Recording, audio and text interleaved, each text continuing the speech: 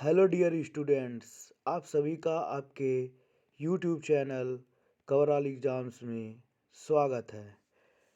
आज हम आपको जीके के काफ़ी इम्पोर्टेंट चीज़ों को बताने वाले हैं। जीके के काफ़ी इम्पोर्टेंट चीज़ को बताने वाले हैं जिससे आपको काफ़ी क्वेश्चंस के बारे में पता चलेगा और कुछ अपने भारत के जो साइंस से रिलेटेड संस्थान है उसके बारे में कुछ आपको पता चलने वाला है। आज हम बात करने वाले हैं चंद्रयान 3 पर। आपको हम बात करेंगे आज हम चंद्रयान 3 पर, उस पर हम बात करने वाले हैं। उसके साथ ही आपको बहुत सारे पॉइंट मिलेंगे। आज हम बात करेंगे चंद्रयान 3 पर, ये क्या है और ये किस तरह का सैटेलाइट है, इसके बारे में बात करेंगे। तो हम आपको आज पहला फिगर दिखाएंगे। ये देखिए, ये आपको देखने को मिल रहा होगा चंद्रयान 3। कोई बात नहीं, चलिए ठीक है। ये आपको देखने को मिल रहा होगा चंद्रयान 3 का। देखिए ये इमेज है, ये पूरा आपको इस तरह का सेटअप दिखने को मिल रहा है और आप समझ पा रहे होंगे दोस्त कि ये चंद्रयान 3 है। आपको जब जिस समय ये प्रक्षेपित किया गया था, प्रक्षेपित मतलब जब इसको छोड़ा गया था, तो आपको इस तरह का इमेज दिखने को मिल रहा था। अब अगले स्लाइड पे चलेंगे तो ये है आपका रोवर।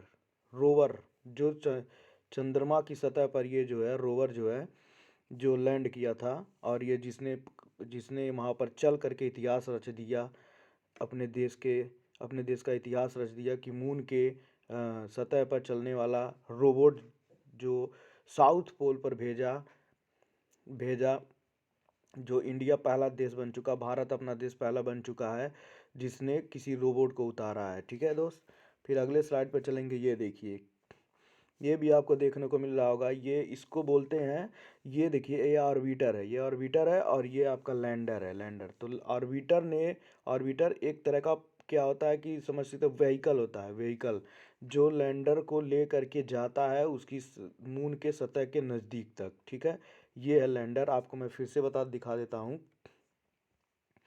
इसका नाम है लैंडर। लैंडर का मतलब जिसमें आपका रोवर उसके अंदर है और वो लैंड करेगा। लैंडर मीन्स जो चंद्रमा की सतह पर जाके लैंड करने वाला है।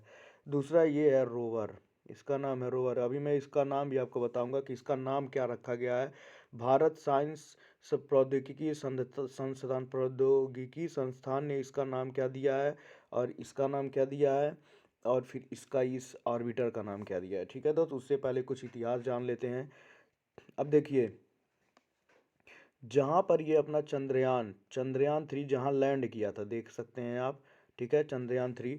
तो इसमें लिखा हुआ है कुछ, चंद्रयान 2 के चंद्रमा पर उतरने वाले जगह को तिरंगा तथा चंद्रयान 3 के शिवशक्ति पॉइंट नाम दिया गया है। इसका क्या मतलब है कि चंद्रयान 2, इसका 3 मिशन लॉन्च किया गया था, चंद्रयान 1, चंद्रयान 2, चंद्रयान 3।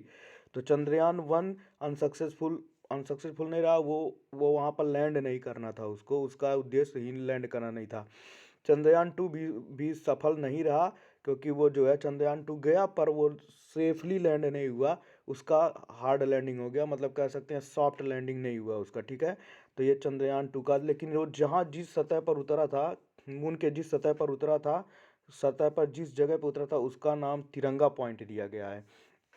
उसके बाद आपको जानकारी हम दे देते हैं कि जो जहाँ पर चंद्रयान 3 जहाँ पर लैंड किया, जिस सतह पर नहीं, जिस बिंदु पर, कहने का मतलब है जिस जगह पर उतरा है मून पर, उसको नाम दिया गया शिव शक्ति पॉइंट। ठीक है, ये बहुत ही इंपॉर्टेंट क्वेश्चन है, ये जीके का क्वेश्चन है। और ये तिरंगा पॉइंट जहाँ पर मैं चंद्रयान 2 लैंड किया था।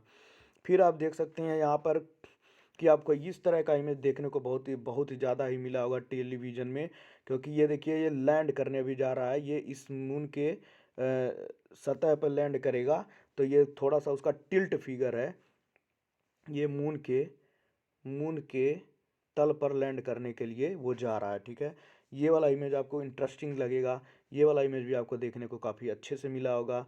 और ये इमेज ये दिखा रहा है कि अब ये सीधा हो चुका है, सीधा होकर अब ये बस लैंड ही करने वाला है मून के सतह पर। फिर से वही इमेज आपको देखने को मिल रहा है, पहले ये टिल्ट था, क्योंकि देखिए मैं आपको दिखा दूँ यहाँ पर, ये जो है ये यहाँ पर एक मिनट, जो आपको यहाँ पर देखने को मिल रहा है, ये देख सकते हैं आप, ये जो देख सकते हैं, ये जो है पहले ये क्या करता है, ये ऑर्बिटर लेकर के जाता है मून के सतह तक, उसके बाद इसको छोड़ता है, फिर यहाँ से ये अलग होता है, और अलग होने के पश्चात ये वाला कंडीशन होता है, उसके बाद ये वाला कंडीशन होता है। ठीक है, अब यहाँ पर आपको कुछ हम दिखा दें इतिहास के बारे में, कुछ आपको जानकारी मिल जाए कुछ क्वेश्चंस के बारे में। जैसे देखिए, चंद्रयान 3 भारत के अंतरिक्ष मिशन का तीसरा हिस्सा है।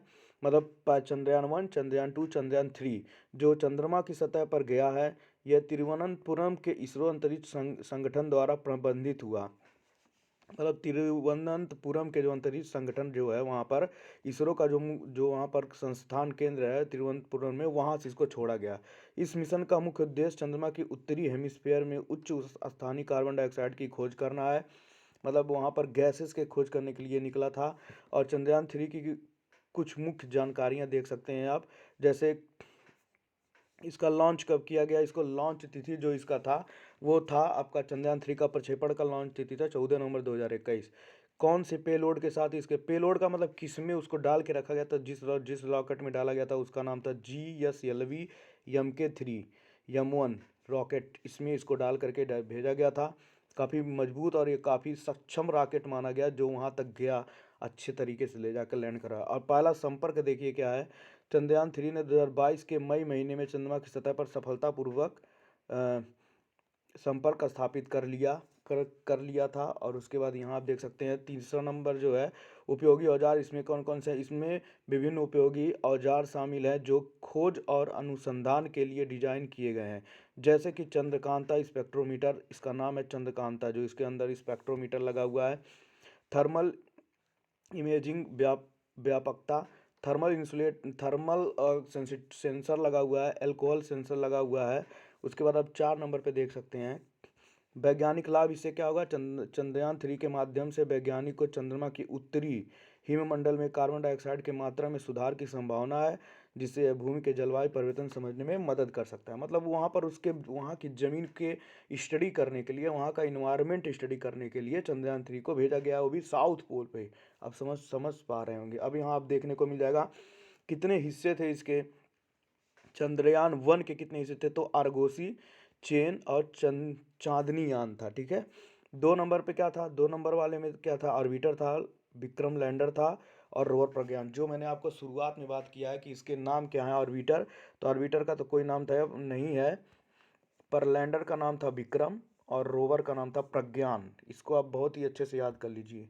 उसके बाद ऑर्बिटर, ऑर्बिटर क्या है, ये चंद्रयान को चंद्रमा के आसपास के ऑर्बिटर में ले जाता है। मैंने जस्ट बताया कि ऑर्बिटर क्या करेगा, जैसे कि यहाँ पे फिगर मैंने आपको दिखा के रखा था, ये है ऑर्बिटर। ये चंद्रमा की सतह के नज़दीक लेके जाएगा इसको। ठीक है, उसके बाद क्या होगा, ले जाएगा और विभिन्न वैज्ञानिक उपकरणों को चंद्रमा की सर्वदिशा में बोना है, मतलब वहां तक पहुंचाएगा उसको। लैंडर का काम क्या है, विक्रम नाम का यह भाग चंद्रमा की सतह पर सामग्री एकत्र करने और वैज्ञानिक अनुसंधान करने के लिए डिजाइन किया गया है।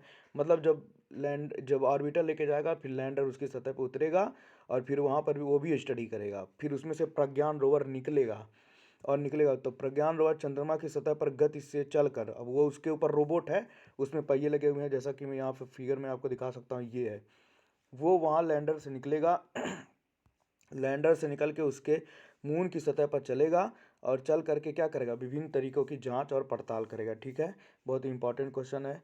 इसके बाद देखिए दोस्त, इतना जानकारी आपके लिए था, इतना काफ़ी जानकारी है। तो आपको ये इसमें क्या क्या जानकारी मिलने को मिला, आपको बहुत सारी जानकारियाँ मिली कि इसे क्या कहते हैं, इसे क्या कहते हैं और इसे क्या कहते हैं। उसके बाद कौन सा तिरंगा पॉइंट है, कौन सा शिव शक्ति पॉइंट है। उसके बाद इसका पोजीशन क्या था, इस तरह का कुछ था, इस तरह का कुछ था। उसके बाद इसमें आपको पता चला कि कौन सा इसका उद्देश्य क्या था, कहाँ से ये छोड़ा गया है, तिरुवनंतपुरम के अंतरिक्ष संस्थान से इसको छोड़ा गया है। इसके बाद इसमें कितने तरह करके कौन सा रॉकेट था, सॉरी, इसमें कौन सा रॉकेट यूज किया गया था, कहाँ पर, किस सतह पे कौन सा रॉकेट यूज किया, किस दिन इसको लॉन्च किया गया। ठीक है, किस दिन इसको लॉन्च किया, कौन से रॉकेट से लॉन्च किया गया, और किस किस महीने में ये संपर्क स्थापित कर लिया। उसके बाद आपको देख देख सकते हैं इसमें कौन कौन से चीज़ यूज हुए हैं, चंद्रकांता, थर्मल, ये सब चीज़ें हैं।